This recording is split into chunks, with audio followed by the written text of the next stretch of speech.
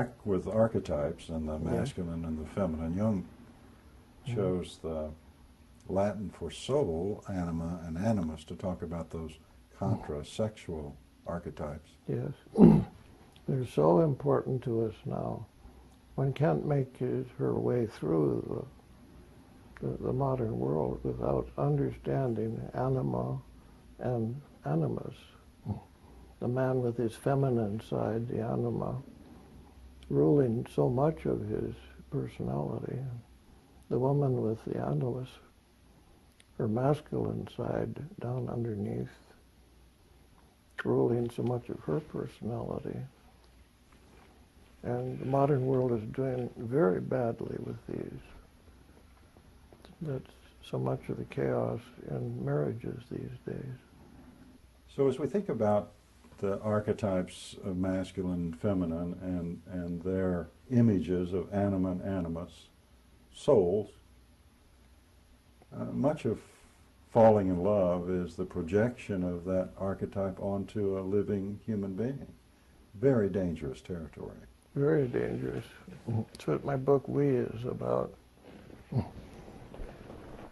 If I could naively wish small things for a modern man, one of them would be to differentiate between masculine and male, and female and feminine. People can't tell the difference. And the feminine side of me doesn't fit onto a female. One automatically presumes that that's so.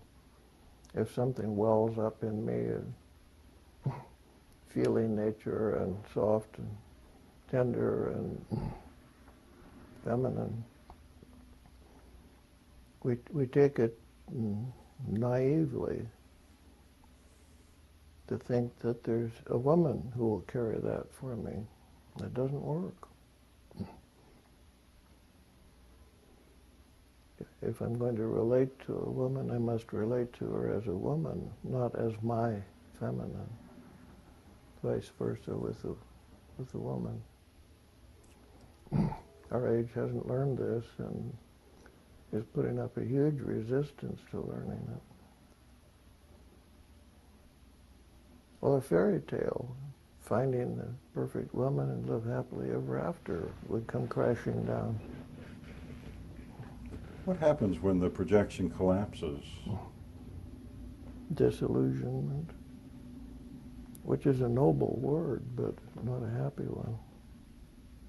So the state of falling in love, no thing is just one thing, but one of the dimensions of falling in love is the projection of the archetypal energy onto another human being, which will eventually will collapse. No human being can carry that, neither one of the people involved.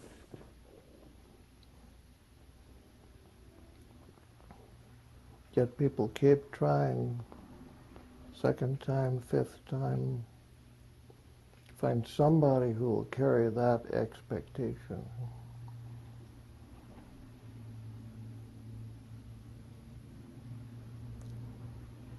That's a fairly recent addition or error in the Western psyche. Romanticism, the putting of an archetypal structure on a human being. And it doesn't exist in India, or the so-called third world. Indians don't fall in love. Westernized Indians do after they see our movies, and by the time they get a TV. To fall in love with somebody is to fall into the religious dimensions of one's psyche. And it's absolutely real and tremendously powerful. But one must be keenly aware of levels if one is to survive it. You ask some human being, person to carry that for you, and she can't. They'll try, but It's not possible to be a living, walking archetype for somebody else.